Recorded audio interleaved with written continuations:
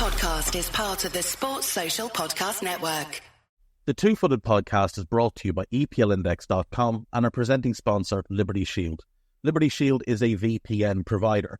A virtual privacy network allows you to go online, change your location, access things you're geo-blocked from, while keeping your data safe. So, as an example, if you are a UK expat and want access to BBC iPlayer to watch Match of the Day, or ITV Hub, or all four, will you get that message that says this content is not available in your location? A Liberty Shield VPN gets you around that block, allows you to watch whatever you want on those services, while also keeping your data safe. And it goes further than that. It allows you to open up Netflix's entire library by just changing your IP address. Liberty Shield is the #1 rated VPN provider on Trustpilot with 5-star ratings across the board.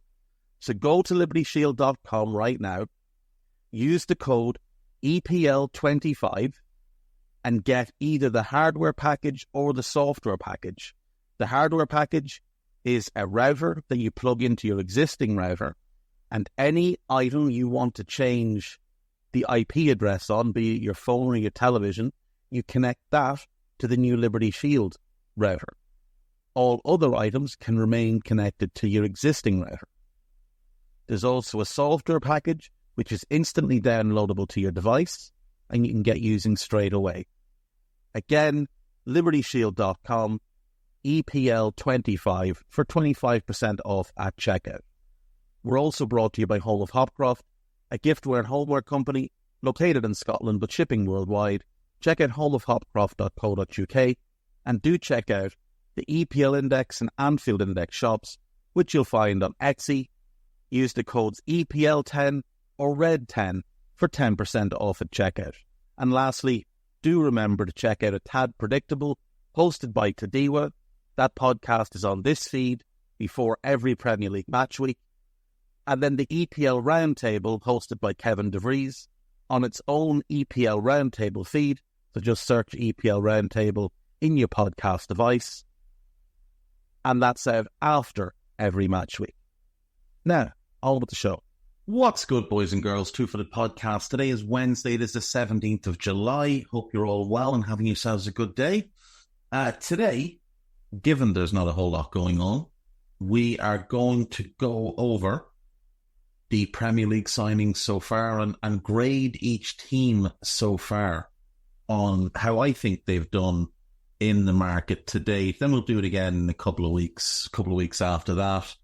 And then at the end of the window, we'll kind of have, I think, a clearer picture on how we can judge their summer. So we're going to start with Arsenal.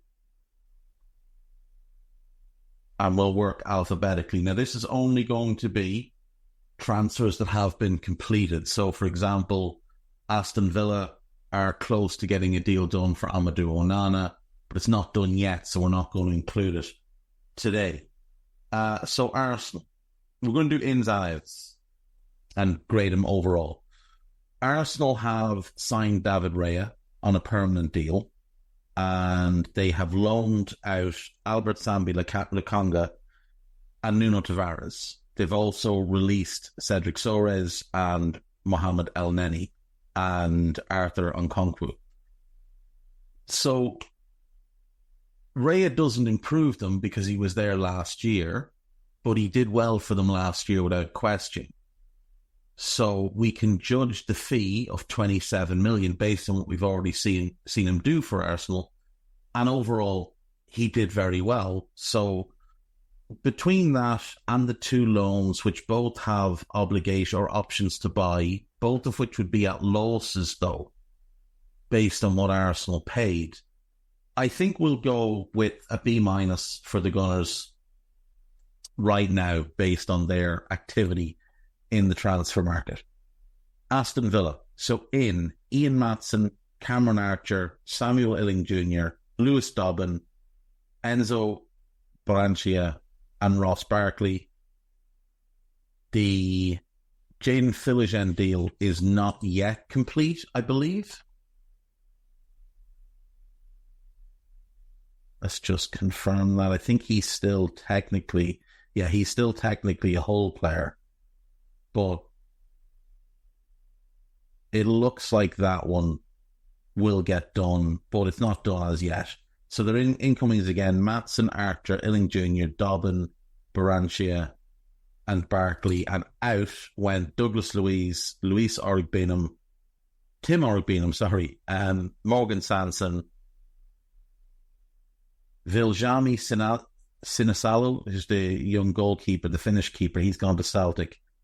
Callum Chambers on a free, and Phil Coutinho on a loan to Vasco da Gama. I think right now you're looking at a solid B. I think if they get Onana and Philogen across the line and sell Moussa Diaby at a profit, I think you're looking at an A window. But for now, we'll go with a B.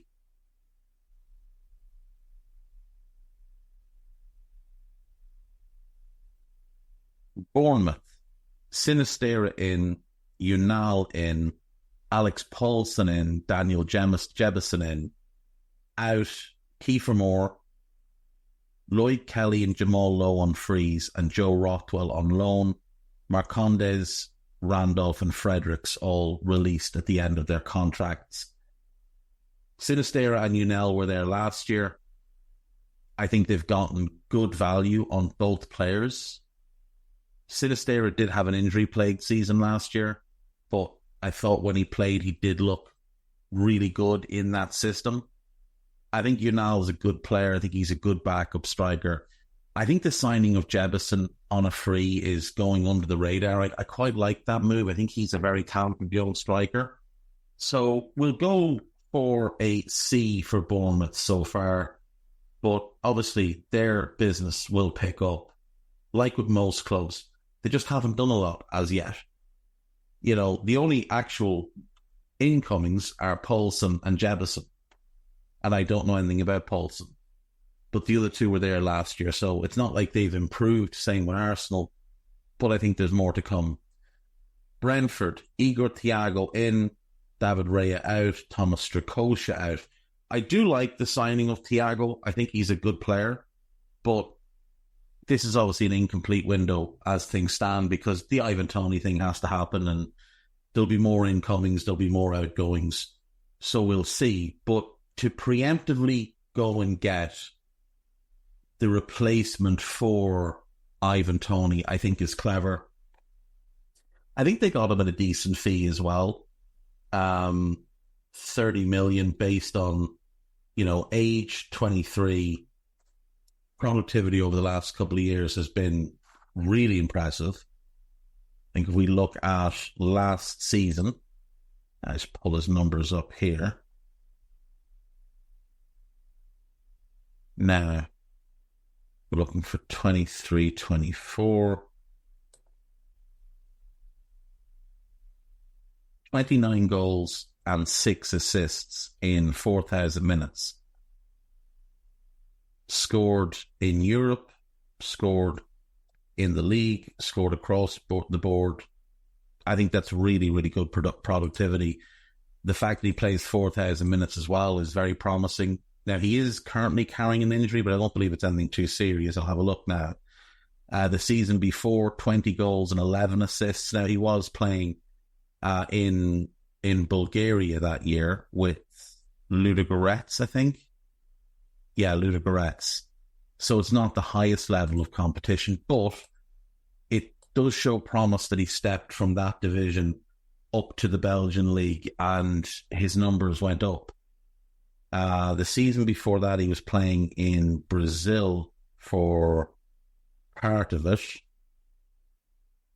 Now, he only played 600 minutes, but he scored 7 goals and had 2 assists in that season. So I think overall, the numbers are very promising.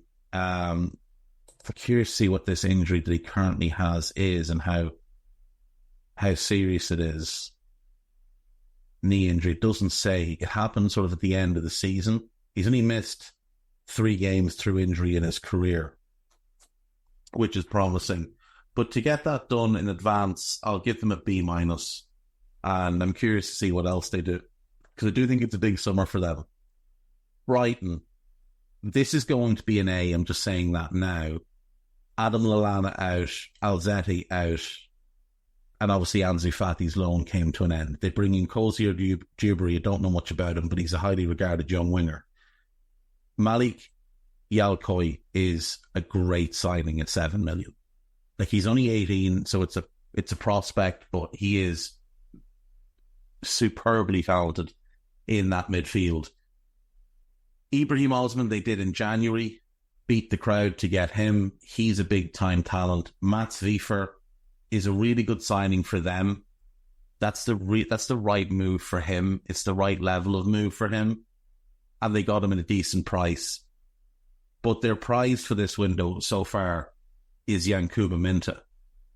And I'm very, very impressed by what they've done with their wing situation. Like, you look at the left wing, you've got Mitoma, Adingra, and now Osman. On the right wing, you've got Solly March, Yankuba Minta, and Buenanote. Like, that's exceptional strength and depth on the wings. I think Brighton just ahead of the curve again. I think the Minta deal was inspired. I think that's an A window so far. We'll see what else they do. Chelsea, coming in, Dewsbury Hall, Kellyman, Vega, Gui, and Adarabayo. So going out, Maatsen, Hall, who that was agreed last year, and Omari Hutchinson, also Thiago Silva and Hakim Ziyech leaving on freeze. It's hard to judge this one, but they have made profit thus far in this window, which is promising for them. They haven't improved their starting 11, but I do like the squad signings of Dewsbury Hall and Adarabayo.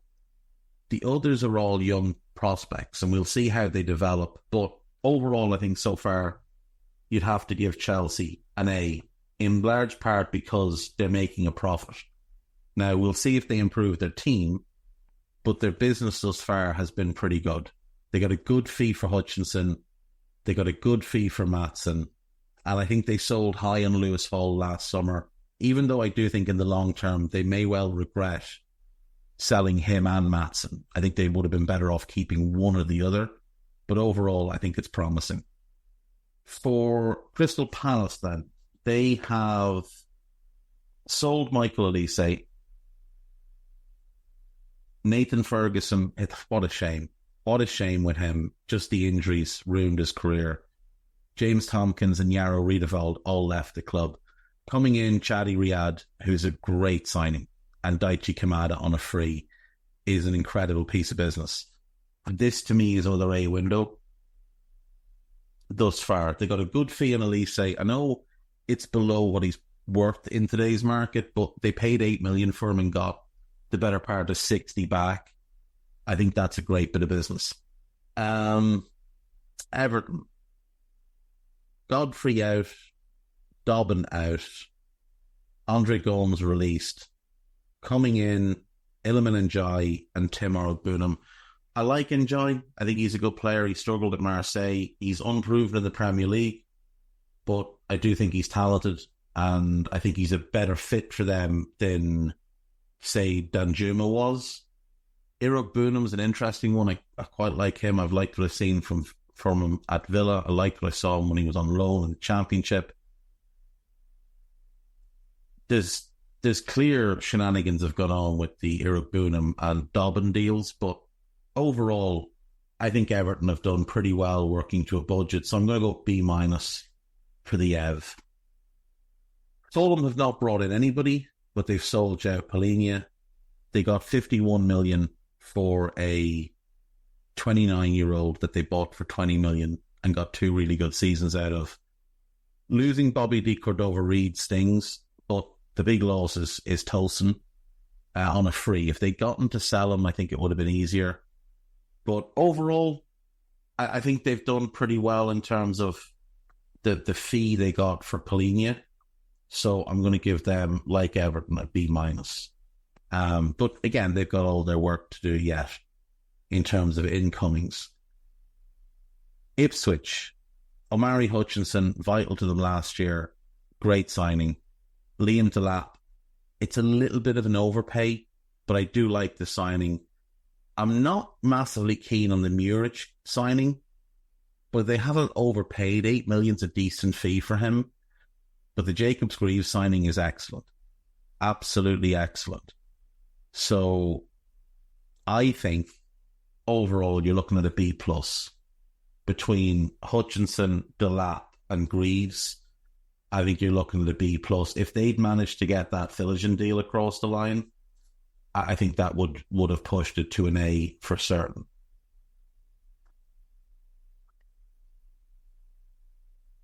Leicester, Fatau, Okoli, Golding and D. Cordova-Reid. They've sold Dewsbury Hall. They've released Pryor, Iheanacho and Albrighton. They've only spent about £1 million in total, which I think is pretty decent considering Fatua was excellent for them last year. So, to secure him at such a good price, to get a Coley at such a good price, I think that's really good business. So we're going to go B plus for Leicester as well. But they do have to replace Kieran Dewsbury Hall. That's going to be the tough task for them this year, is to replace their best player. Liverpool, Adrian gone, Calvin Ramsey loaned out, Thiago retired, Joel Matip left, nobody coming in. Thus far, they've done nothing. The Ramsey loan is the only thing they've done. Thus, it's a D. Man City, nobody coming in. Howard Bellis and Tommy Doyle, those were obligations to buy that were triggered. So the only actual move they've made is selling Sergio Gomez. I think it's a good move for him. They lose a bit of money, but I think they join Liverpool with a D. Manchester United signed Josh Xerxes, but they sold Willy Kambwala, which I don't like, and I don't like the sale of Alvaro Carreras, the left-back who went to Benfica last summer. Don't like that deal. They also lost their arses on Danny van de Beek, and they let Omari Forson leave on a free. Now, Xerxes, I think, is a slight overpay, given he's had one decent season at a decent level. I don't really see the fit with him and Højlund. Is Højlund dropping to the bench? Is he dropping to the bench? It's not a bad move. Not a bad move at all, but it's not this home run that people are trying to make it out to be. He could become a very good player for them, but he also could struggle to adapt to the Premier League. He has the size and physicality to do it, so we'll see. Lenny Yoro is an interesting one. It's not done yet. We'll see if it happens. But for now, with United, I'm going to give them a C+. I would give them a B for Xerxes, but I'm knocking points off for selling Kambwala and for losing their arses. Actually, I'm just going to give them a flat C. For losing their arses on Donny van de Beek, I just think that's really poor. Newcastle United. Lewis Hall, we knew that deal was happening. They brought in Lloyd Kelly in a free. They brought in the Greek goalkeeper for a couple of million, signed John Ruddy on a free. They sold Elliot Anderson. They sold Yankuba Minta. I think they got great fees for both of them. So I think overall they've had a really strong window. Now, again, they've got a lot of work to do to improve their actual team. But in terms of the sales they made, I think it's a B+. Nottingham Forest, overpaid for Anderson, but I do like the fit there. Stamanek is a young defensive midfielder. Carlos Miguel is an unproven goalkeeper. Eric da Silva Moreira is an unproven winger. These are gambles on talent, but they've sold really well.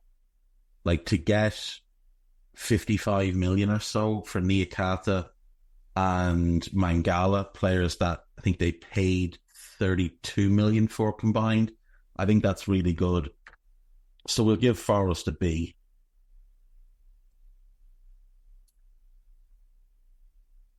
Southampton, they made the Howard Bellis deal permanent. They signed Flynn Downs, who was important for them last year. They have overpaid a little bit, but fair enough.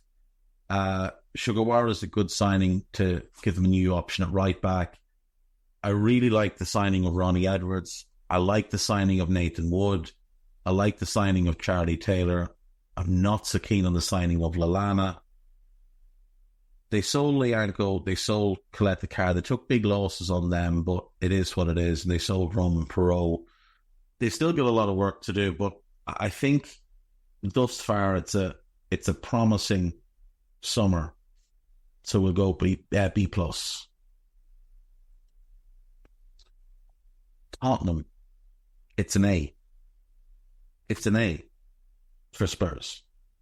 They signed Archie Gray and Lucas Bergvall for a combined fee of 25 million, and Joe Rodon, who isn't a Premier League caliber centre-back or hasn't been to this point. I think that's really good. Now, they've let Perisic go. They've lost Damaris, obviously, in Ndombele. Eric Dyer's gone. Jaffa Tanganga is the one I don't like of the departures. And Ryan Sessegnon, obviously. Now, he might end up at Palace by the sounds of things, but they've lost quite a bit on him. But that's a previous management structure that oversaw those signings. I think what this group have done, bringing in Gray and Bergvall, I think that's excellent. So it's going to be an A for them. I'm torn on the Chelsea A. I'll go B+. West Ham. Sign Max Tillman, sign Luis Guilherme. Slight overpay on Tillman, but a decent fee. It's not a massive overpay. West following him as a third choice keeper is neither here nor there. They've sold Flynn Downs, sold Ben Rama, sold Carrere, sold Nathan Trott, Anang and Ben Johnson. I think Johnson's an under the radar loss at 24 to lose a player like him on a free. It's not great. Albona is gone as well, out of contract, and obviously Calvin Phillips' loan ran out. I think it's a B+ for West Ham so far, and they've got more moves to make. They've been strongly linked with Todibo and allegedly have an agreement in place with Nice, but we'll see if that one comes to fruition. And finally then Wolves, Rodrigo Gomes, Paulo Lima, Tommy Doyle, Strand Larson on loan with an option to buy, sold Kilman. Thus far, they've made a profit. They've got to replace Kilman. That's going to be the big teller for them. They've bought 2 right backs. I don't know if either of them are going to start. You know, this is the issue. I really like Tommy Doyle. I thought that the fee they paid for him is an absolute bargain. Strand Larson's an interesting option up front for them, and should fit well with the likes of Neto and Hwang and Cunha, but the numbers don't suggest he's a big-time goal scorer, so they need him to be a facilitator and a workhorse, and if he does that, then it works well. I'm going to go B-, but it's largely an incomplete for them at the moment. So there we go. Arsenal B-, Villa B, Bournemouth C, Brentford B-, Brighton A, Chelsea B+, Palace A, Everton B-, Fulham B-, Ipswich are a B+, Leicester are a B+, Liverpool is a D, Man City is a D, United are a C, Newcastle B+, Forest B, Saints B+, Spurs a B, Spurs an A, West Ham a B+, and Wolves a B-. So there we go. And I'll be back after this. Right, welcome back. So, thought what we'd do today is we'd have a quick look around Europe and see what managerial changes have been made, because quite a few clubs have changed coaches this summer across the top 5 leagues. So, Barcelona obviously sacked Xavi. They have replaced him with Hansi Flick. Mallorca, Javier Aguirre, his contract ran out. Yacuba Arrasate, he's taken over. Aracete had been at Osasuna. His contract had expired there. He has been replaced by Vicente Mourinho. Sevilla, Quique Sanchez Flores, they reached a decision that they wouldn't continue with him. And Garcia Pimienta, who had done really well with Las Palmas, is taking over there. Luis Carrion is taking over at Las Palmas for Pimienta. In Serie A, obviously there's a couple of top clubs that have made big changes, but as is always the way with Serie A, we're looking at a vast number of changes. So Igor Tudor resigns as Lazio manager. Marco Baroni replaces him. Thiago Motta comes to the end of his time with Bologna. Vincenzo Italiano takes over there. Italiano leaves Fiorentina. Rafael Palladino replaces him. Palladino leaves Monza to take that job and is replaced at Monza by Alessandro Nesta.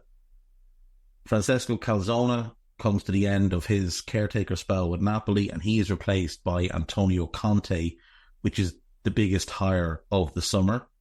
Ivan Juric leaves Torino. Paolo Vanoli, replaces him. Fabio Cannavaro is out as Udinese manager. Costa Runyak is in. Claudio Ranieri retired from Cagliari and is replaced by Davide Nicola. Paulo Montero had stepped in for Max Allegri at Juve. He is replaced by Thiago Motta. AC Milan, Stefano Pioli is out. Paulo Fonseca is in. I don't like that one. I really don't like that hire. Hellas Verona, Marco Baroni, who left to take the Lazio job, is replaced by Paolo Zanetti. Paolo Vanoli, who went to Torino, left Venezia, replaced by Eusebio Di Francesco. Davide Nicola, who took the Cagliari job, left Empoli. Roberto Darvaza takes over. And then at Como, Ocean Roberts, who had been the manager of Como last season, but only really because Cesc didn't have his pro license, he takes on the role of head of development and basically becomes the assistant now to Cesc Fabregas, who was appointed yesterday as the official manager of Como.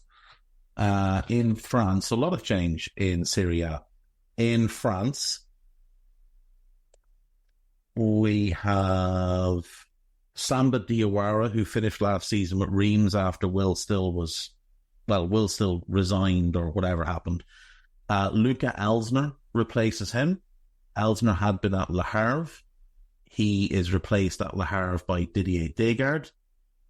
Frank Heiss leaves Lens to take over at Nice, where he replaces Francesco Farioli.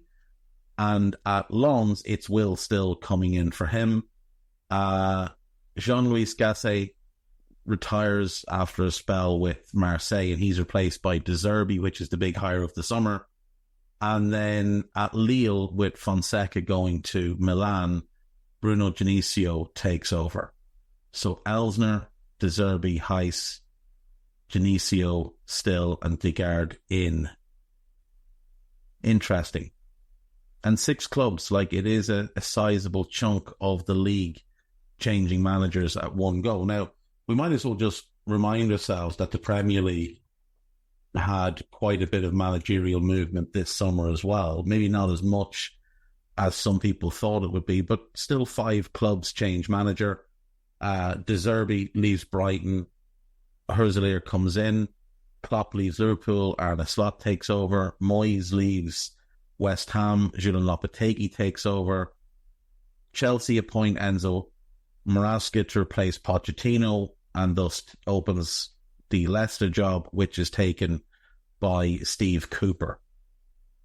There had been some thought that Ipswich might need a new manager because people thought McKenna could leave. There was talk that United would potentially have a new manager this summer, but they decided to make to stick with Ten Hag. We may yet see the Newcastle job open up if Eddie Howe gets the England gig, but for now, that is what is taking place. In the Bundesliga, Thomas Tuchel obviously out as Bayern manager.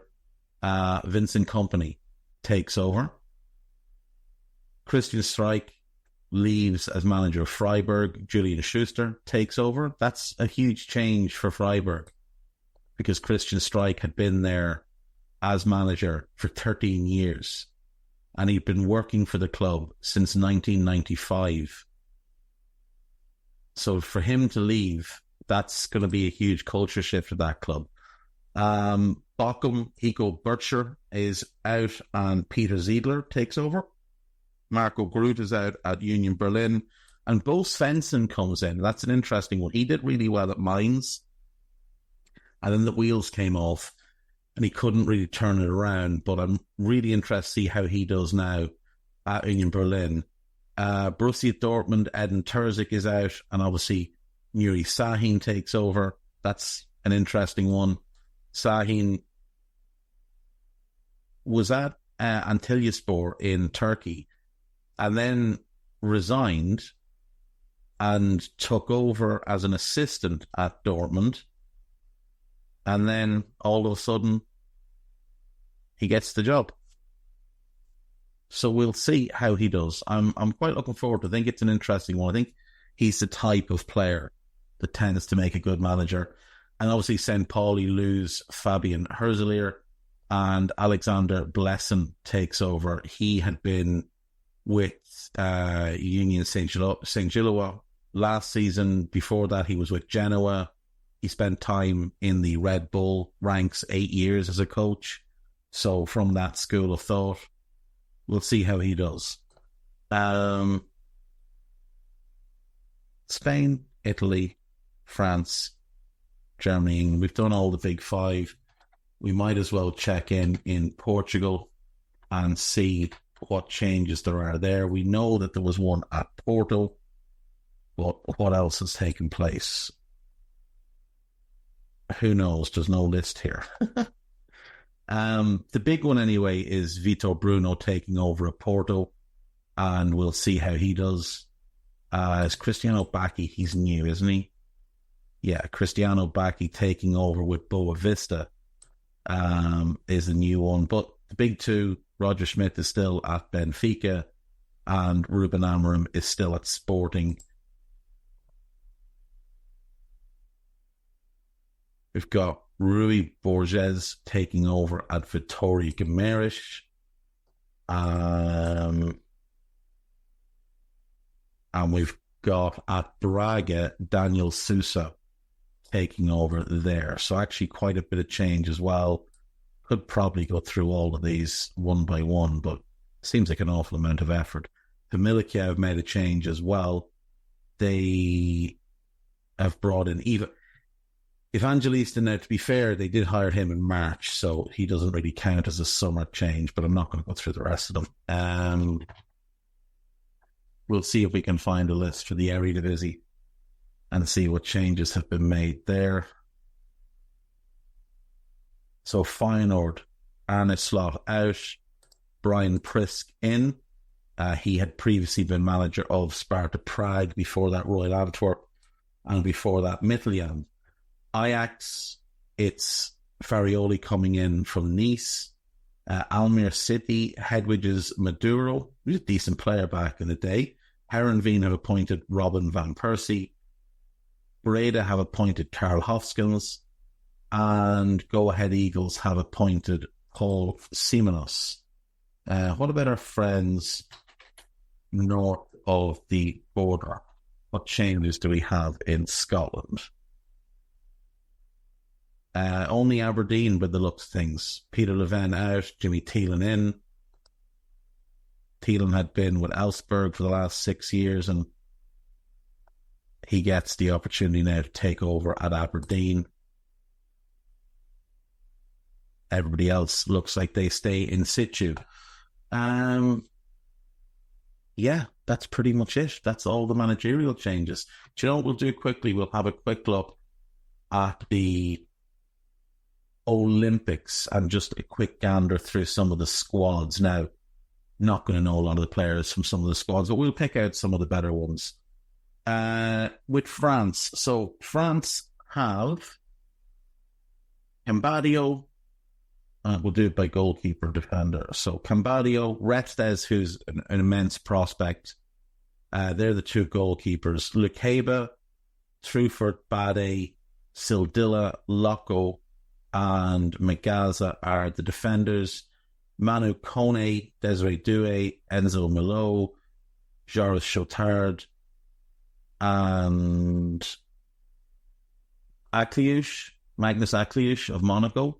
They're the midfielders, and then the attackers, Michael Elise, Arnaud Calamando, Alexander Lacazette, Jean-Philippe Matete, and Ryan Cherky as the attackers. So Lacazette, Mateta, and Bade are the overage players. For Guinea, Amadou Diawara is in the squad. Iliax Moriba is in the squad. Naby Keita is in the squad. Abdoulaye Toure is in the squad. Usman Kamara is there. And then a bunch of players I don't know. For New Zealand, Alex Paulson, who's the young keeper that's just signed for Bournemouth, he's in the squad. Tyler Binden of Reading, Ben Wayne of Plymouth, Jay Herdman of Vancouver Whitecaps. He's quite talented.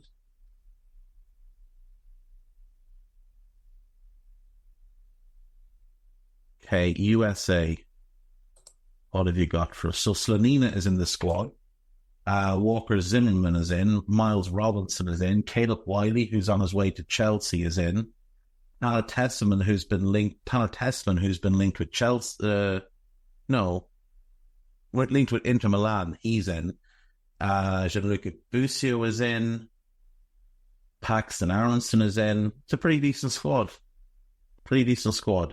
That's Group A. Group B has Argentina, Iraq, Morocco, and Ukraine.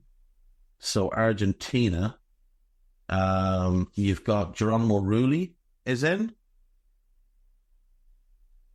Nicolas Otamendi is in. Ezequiel Fernandez, Santiago Heze. Julian Alvarez, probably the biggest surprise.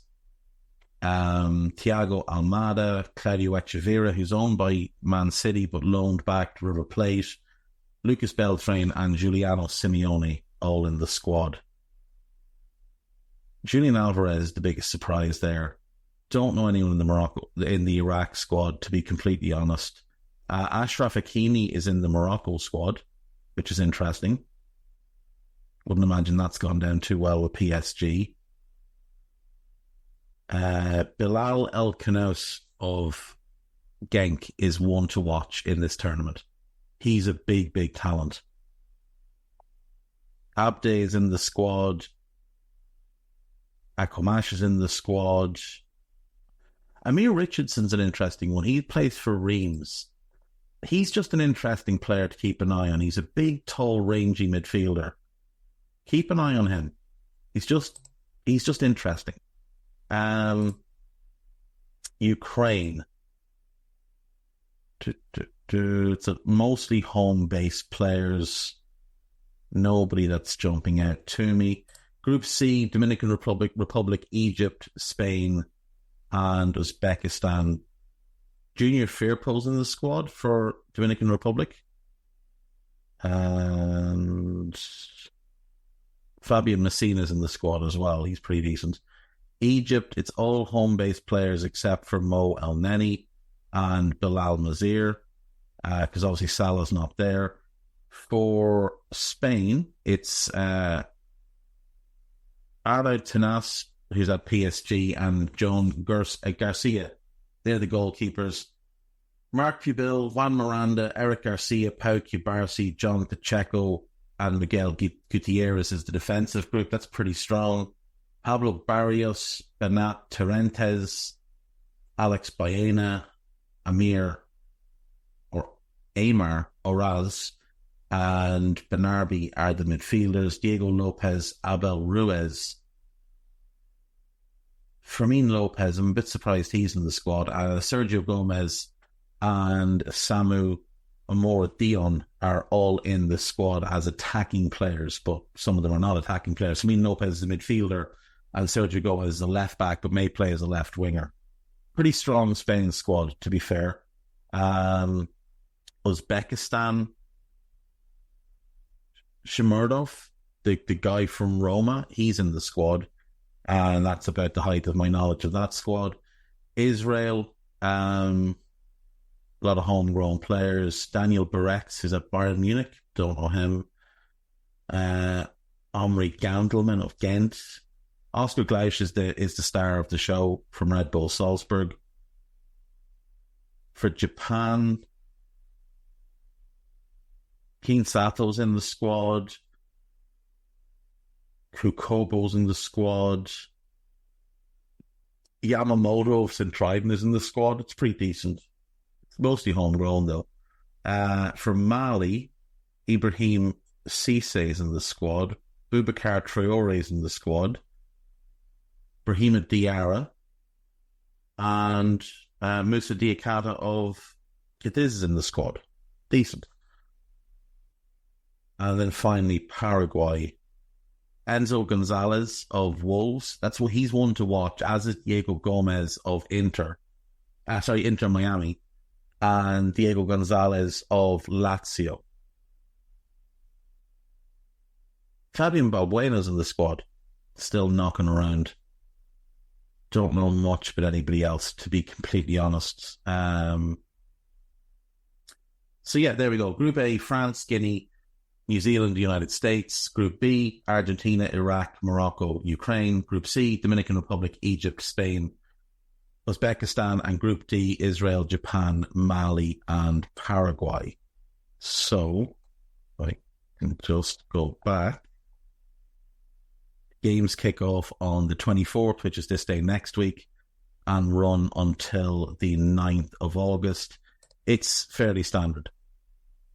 Top two teams go through, quarterfinals, semi-finals, final, and there will be a third and fourth place playoff, because obviously there is bronze medals awarded for the Olympics. I'll be back after this. Right, welcome back. So we're just going to do the gossip and get ourselves wrapped up, but I should point out that Enzo Fernandez is facing disciplinary action at Chelsea over a racist chant that he recorded himself doing and then posted to his Instagram like a dumbass. There's just so much stupidity in all of what he did. There was a few Argentine players pictured. We'll wait and see what the other clubs do. Interesting to see, though, at least one Chelsea player, Wesley Fofana, has spoken out about what Enzo did, and I think a lot of the black players at Chelsea unfollowed Enzo immediately. So he's got a lot of work to do, and that could get a little bit awkward for everybody. Chelsea have signed Lucy Bronze. Luka Modric has signed a 1-year extension at Real Madrid, and there is an option here to pick your Real Madrid 11. So Courtois is the goalkeeper, Carvajal at right back, Militao, and I suppose I would go that I'll go Militao and Rudiger, I suppose. I would pick Alaba. Left back, Ferland Mendy.